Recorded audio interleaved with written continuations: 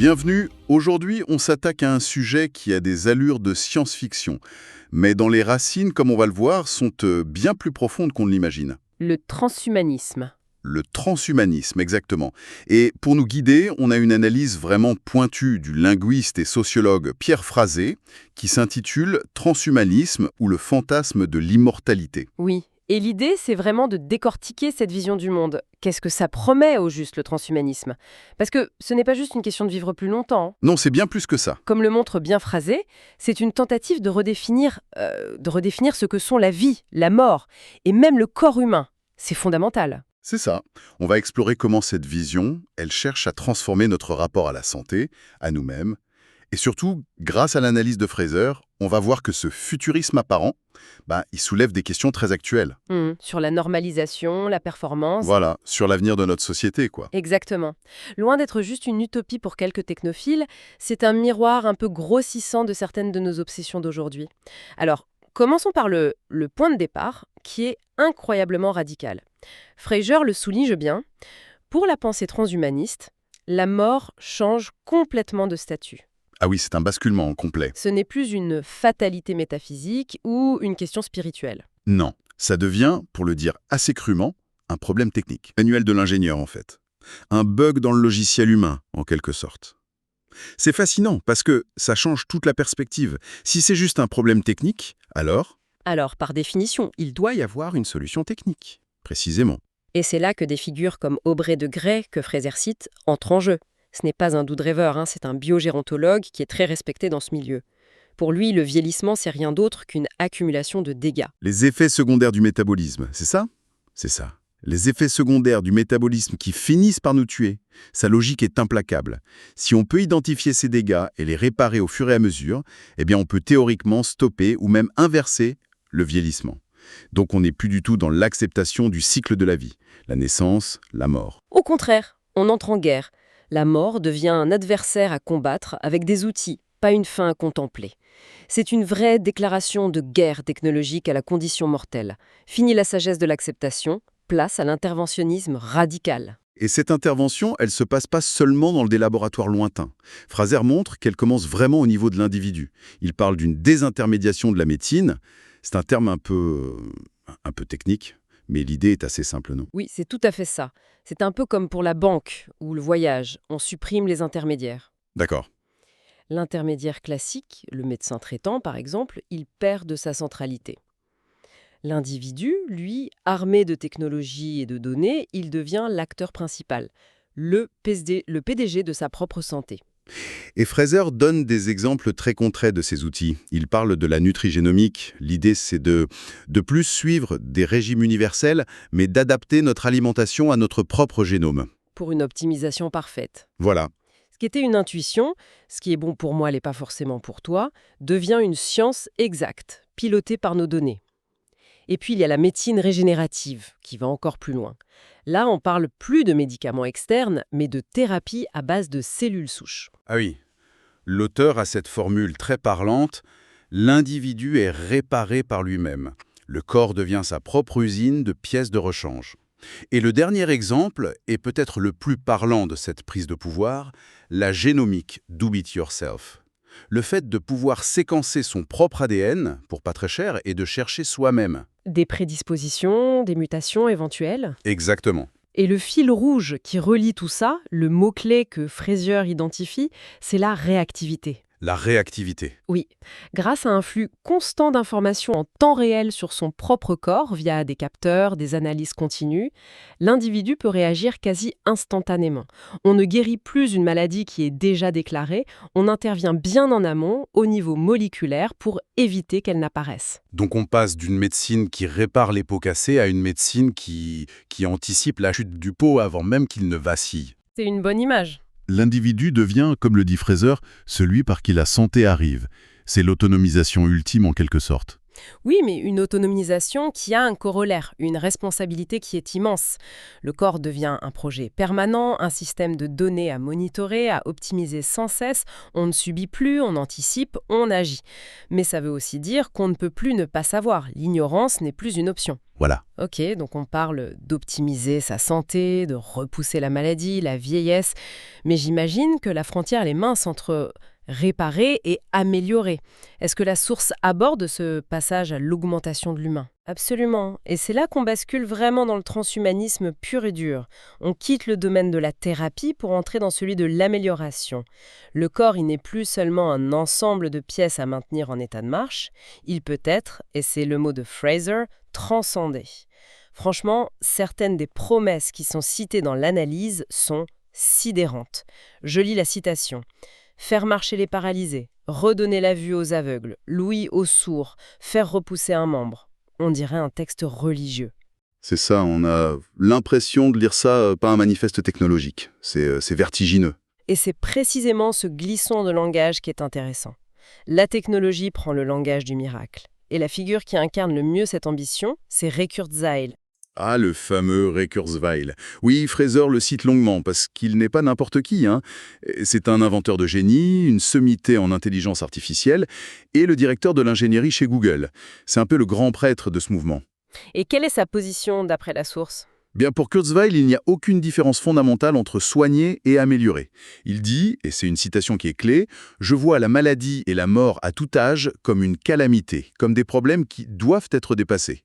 Donc, ce n'est pas une fatalité à accepter. » Pas du tout. Pour lui, accepter le vieillissement, ce n'est pas de la sagesse, c'est une forme de résignation face à un problème qui est, selon lui, parfaitement solvable. Rejeter la solution technologique serait une forme d'obscurantisme. Donc, pour lui, accepter notre condition de mortel est une sorte de manque d'ambition. Une paresse intellectuelle. Exactement. C'est un échec de l'imagination et de l'ingénierie. Et si on pousse cette logique jusqu'au bout, eh bien, on arrive au rêve de certains cercles du MIT que Fraser évoque, la disparition pure et simple du corps naturel. La disparition du corps. Oui. Ce corps biologique, vu comme fragile, inefficace, porteur de souillures, il serait remplacé par des cyborgs. Le biologique, le hardware humide, s'efface au profit de l'électronique et de l'information.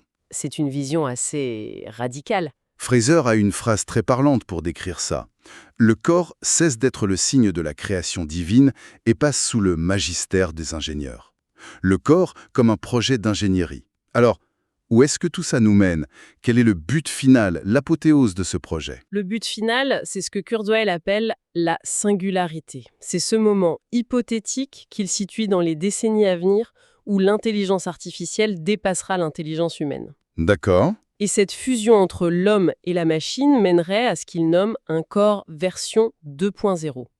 Un corps affranchi de ses contraintes biologiques, de sa dégénérescence programmée, potentiellement immortel. C'est un projet individuel, mais Fraser mentionne aussi une promesse sociale presque utopique. Oui, et il nous rappelle que ce n'est pas une idée neuve. Il fait le lien avec un vieux rêve des Lumières, celui de Condorcet au XVIIIe siècle. Ah oui, logique. L'idée que si on améliore la condition corporelle de l'humanité, si on la libère de la maladie, de la souffrance, de la mort, alors on améliorera aussi sa condition morale. Des humains augmentés seraient de meilleurs humains, plus rationnels, moins sujets aux passions, ce qui mènerait à un âge d'or. C'est la grande promesse qui sous-tend le projet. Ça a l'air formidable sur le papier, mais j'imagine que l'analyse de Fraser pointe aussi les risques. Cette quête de perfection doit bien avoir un côté sombre. Et c'est là que l'analyse devient la plus critique. Cette quête de l'optimisation, dit Fraser, elle ne libère pas forcément. Au contraire, elle crée de nouvelles normes, de nouvelles pressions sociales extrêmement puissantes. Il identifie 2 outils de normalisation qui se dessinent très clairement. Le premier, c'est la quantification de soi. Ça, on le veut déjà partout. Les montres connectées qui suivent notre sommeil, nos pas, notre rythme cardiaque. Précisément. Mais imaginez ça multiplié par 1000. Un monitoring constant de toutes vos données biologiques. Et le second outil, encore plus puissant, c'est ce que Fraser appelle la numérisation de soi. C'est le corps rendu ultimement transparent par l'imagerie médicale, les analyses génétiques permanentes. Et le problème, c'est quoi? Le problème, ce ne sont pas les données en elles-mêmes. C'est qu'elles risquent, selon Fraser, de nous renvoyer en permanence à des fourchettes statistiques du corps idéal, performant, optimisé. On aurait donc une sorte de score de performance biologique en temps réel? Voilà, et une pression normative immense pour coller à cet idéal. Le corps parfait n'est plus une image dans un magazine, c'est un objectif chiffré, personnalisé, et vous savez à chaque seconde à quel point vous vous en écartez. Ça crée un risque d'inégalité sociale évident, énorme. Que fait-on de ceux qui n'ont pas accès à ces technologies? Et que fait-on de ceux qui, même avec la technologie, ne correspondent tout simplement pas à cette nouvelle norme? On risque de créer une nouvelle sous-classe, les biologiquement sous-performants. C'est vertigineux.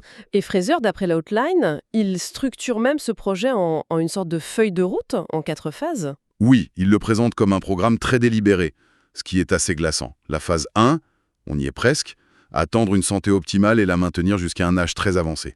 C'est l'objectif de la médecine anti-âge actuelle. D'accord. Phase 2, La phase 2 va plus loin. Il s'agit d'améliorer significativement nos capacités.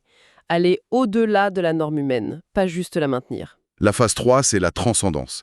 Dépasser la nature humaine via la fusion avec les biotechnologies, les nanotechnologies, l'IA. Et la phase 4. Attendez, la phase 4, c'est bien dématérialiser le cerveau en le transférant dans un ordinateur. Ça semble être un saut quantique par rapport aux 3 premières. C'est la conclusion logique et ultime de cette vision du monde.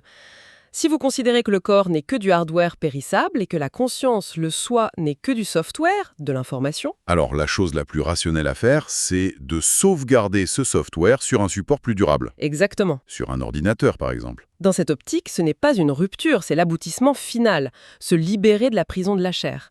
Vu comme ça, c'est implacable. Et Fraser relie cette feuille de route très futuriste à des racines philosophiques bien plus anciennes. Oui, et c'est un des points les plus forts de son analyse. Il montre que le transhumanisme, loin d'être une aberration technologique, est l'aboutissement extrême du projet d'autonomisation de l'individu né au siècle des Lumières. Ah oui, il fait un lien très intéressant avec le philosophe américain Emerson, qui rêvait au XIXe siècle de faire de l'individu un royaume souverain. Le transhumanisme, c'est l'humain qui prend en main sa propre évolution. Il ne la subit plus, il la dirige. Mais il doit y avoir un prix à payer pour cette souveraineté totale, non? Oui, et pour illustrer ce coup, Fraser cite une phrase magnifique et un peu mélancolique du philosophe Michel Serres. « Le corps perd ». Le corps perd. C'est une belle formule. C'est une idée très profonde. Chaque technologie qui externalise une de nos facultés, qui la rend plus puissante, plus efficace, nous en fait paradoxalement perdre l'usage intime. Comme le GPS qui nous fait perdre notre sens de l'orientation. Exactement. Ou les moteurs de recherche que Fraser mentionne. On a accès à une information infinie, mais on externalise une partie de notre mémoire. La promesse, c'est que ça libère notre cerveau pour des tâches plus nobles. Pour la créativité, par exemple. Voilà. Mais la question de ce qu'on perd au passage, peut-être une capacité à structurer la connaissance en nous, à faire des liens profonds, cette question, elle reste entière. C'est un échange constant. En voulant tout gagner, la vie éternelle, des capacités surhumaines, on risque de perdre l'essence de ce que signifie avoir un corps. Pour résumer donc, si on suit l'analyse de Pierre Fraser, le transhumanisme, c'est bien plus qu'une simple quête d'immortalité. Beaucoup plus. C'est une refonte totale de notre vision du monde dont on parle. La mort devient un problème technique. L'individu devient le gestionnaire absolu de sa santé et l'humanité elle-même devient un projet d'ingénierie. C'est exactement ça. Mais c'est aussi un projet qui, sous ses airs de libération, porte en lui le risque de nouvelles normes extrêmement contraignantes et de nouvelles inégalités potentiellement bien plus profondes que celles qu'on connaît. Et le point crucial, c'est que ce n'est pas de la science-fiction. Non, c'est ça qui est important. Les prémices, les fondations culturelles de ce projet, elles sont déjà là. Cette obsession de la performance, du bien-être optimisé, du dépistage permanent, toute cette culture du fitness, de la nutrition, c'est déjà une forme de pensée transhumaniste qui ne dit pas son nom. Et pour conclure, Fraser nous laisse avec une pensée assez provocatrice pour nous faire réfléchir. Oui, et c'est peut-être l'idée la plus importante de son analyse. Il nous invite à ne pas voir le transhumanisme comme une rupture soudaine, un événement futur qui va nous tomber dessus. Mais plutôt comme une accélération. Oui, comme l'accélération technologique vertigineuse d'un très très ancien projet de normalisation et de maîtrise du corps. Un projet qui a commencé il y a plus de 600 ans, à la Renaissance, avec les premières dissections, la volonté de comprendre et de cartographier le corps humain. Ce qui nous laisse avec une question fondamentale pour aujourd'hui. Exactement. La question, ce n'est plus faut-il maîtriser le corps? Parce que ça, on le fait depuis des siècles. La question que pose l'ère transhumaniste est la suivante. Si on a toujours cherché à modeler le corps pour qu'il corresponde à un idéal, que se passe-t-il lorsque les outils pour y parvenir deviennent presque sans limite? Quel idéal choisit-on de poursuivre et qui risque d'être laissé pour compte dans cette quête de perfection?